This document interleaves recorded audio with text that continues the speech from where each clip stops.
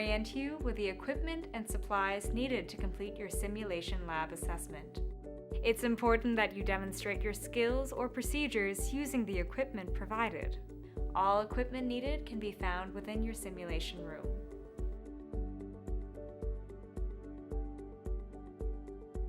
If you can't find something, ask the assessor.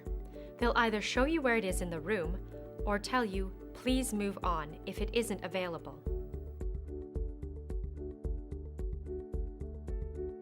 Let's take a look at the mannequins first. Mannequins can be of any gender. Some of the mannequins you may see will breathe and blink. Other mannequins may just be very realistic dolls.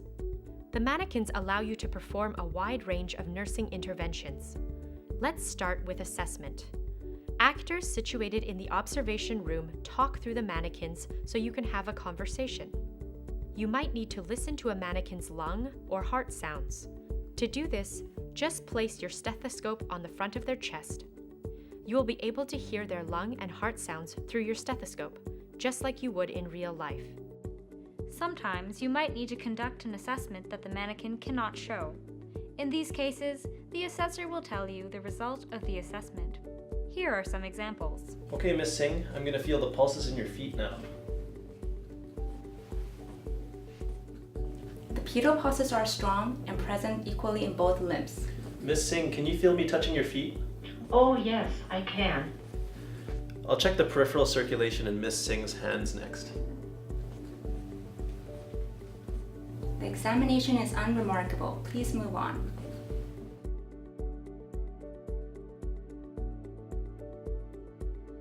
Assessing vital signs is also easy. You can take the vital signs equipment from the vital signs cart, and as soon as you apply it to the patient, you will either hear the assessor tell you the result, or, in some stations, see the vital sign appear on the screen beside the mannequin. The computer monitor will show you up-to-date changes in your patient's vital signs, as long as you keep the appropriate equipment applied to the patient. The thermometers in the rooms use a cover system. Here's how you put on the cover. Here's how you remove it. If you need to use a glucometer, proceed with any equipment and patient preparation that you would need to do. Do not use the lancet to poke the patient. Instead, just hold up the machine to the patient when you are ready to take your sample. The assessor will tell you the measurement.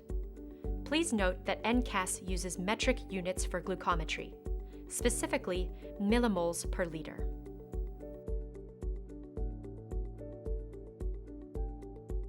In some scenarios, there may be some props that you will need to ignore.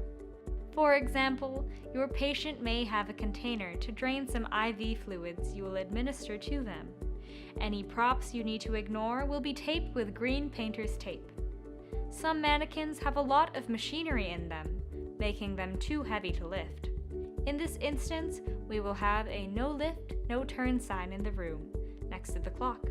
If you would like to conduct any nursing procedures on the back of a mannequin that has a no lift, no turn sign, assemble the supplies and equipment you would need, and just explain to the assessor what you would do once you have all the equipment in place.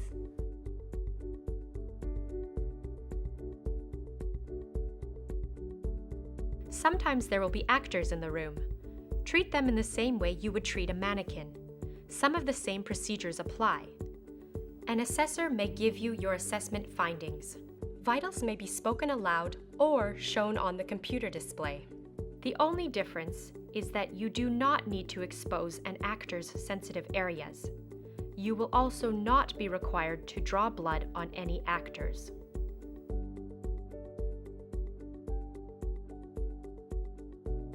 Here are some important things to know about the setup of the room you will do the SLA in. You won't find a sink in any of the rooms. Any water that you need for patient purposes will be provided to you in a basin or pitcher. Every room will have hand sanitizer and gloves for you to use. Remember to use them when necessary. There is a date posted in every scenario room. That's the date you'll use for the scenario. Every room also has a clock showing you the time for your scenario. These clocks have been set specifically for each scenario. Refer to the clock as necessary for the administration of medicines or for documentation purposes. Also, depending on the scenario, the assessor may let you know that the time has changed. Some scenarios will have a hospital bed in them. This is what they look like. To set the brakes on the bed, use the red and green foot pedal at the bottom of the bed. When the green side is pushed up, the brakes are off. When the red is pushed down, the brakes are on. To control the bed, use the panel on either side of the bed. These buttons will raise and lower the bed. These buttons will raise and lower the head of the bed. These buttons will raise and lower the feet of the bed. You may need to lift the side rails up and down. To lower the side rail, pull on this lever. The side rail will unlock and you can gently lower it down. To raise it, simply pull the side rail out and away from the bed, then up until you hear the click as it locks into place. This is what the call bell looks like. They don't actually work or make a noise. The oxygen and suction are mounted on the wall. You will have a selection of oxygen delivery devices available in the room appropriate to your scope and the scenario. To use the oxygen, attach your delivery device and use the dial to select the appropriate flow of oxygen.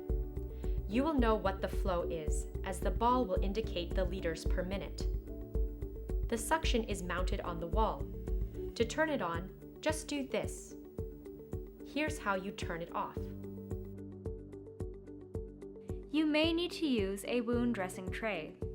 NCAS uses disposable wound dressing trays. All its supplies are considered one-time use. Once you open the wound dressing tray, you will find plastic forceps, metal forceps, gauze, and a small plastic bag.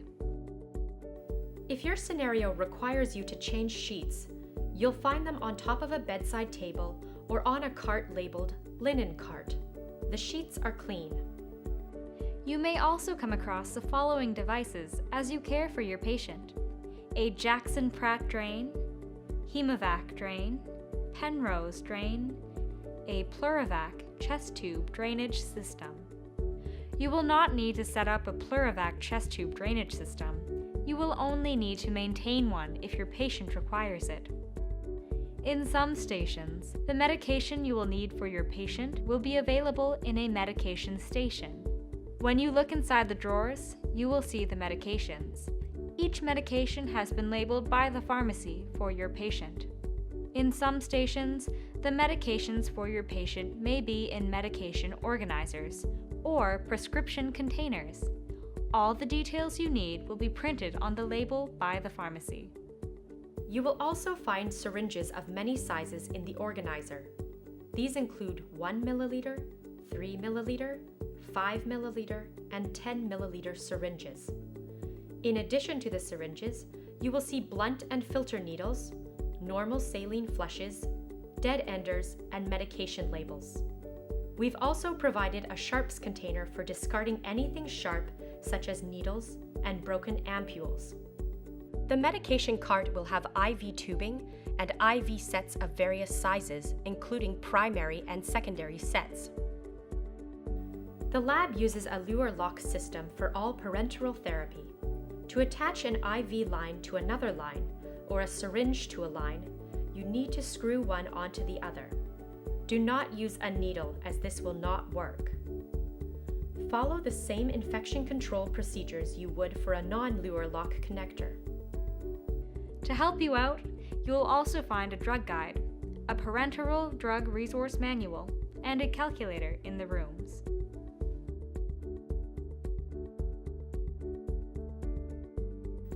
Some scenarios will have food or pills for you to administer. Simply hold it up to the actor or mannequin's mouth. They will not eat the food or take the pills. When they say thanks, that means they have taken the food or the pill.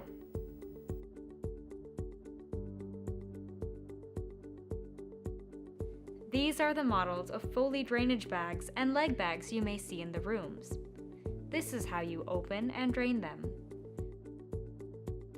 Some rooms have graduated cylinders where they might be necessary. These are the type of commodes or toilets you might see in the rooms. To set the brakes, do this. To release the brakes, do this. You'll find bedpans in the bottom of the bedside cabinet. If you're at a station that has a mannequin with a no lift, no turn sign, and you need to use a bedpan, simply place the bedpan next to the mannequin. Orient it the same way you would in real life. Explain to the assessor what you would do next. The assessor will let you know. Please move on.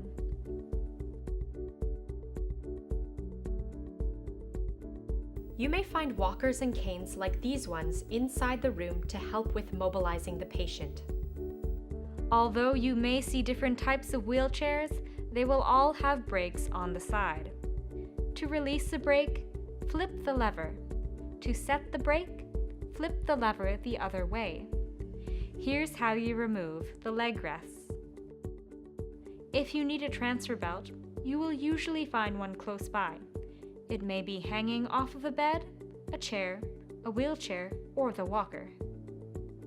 The rooms may have a phone in them. If you'd like to use the phone to call someone, like a case manager, a physician, or another nurse, simply pick up the phone and state who you would like to speak with and leave them a message. There won't be anyone on the line. Your assessor may simply say, "Noted, please move on," or may tell you what the other individual would say.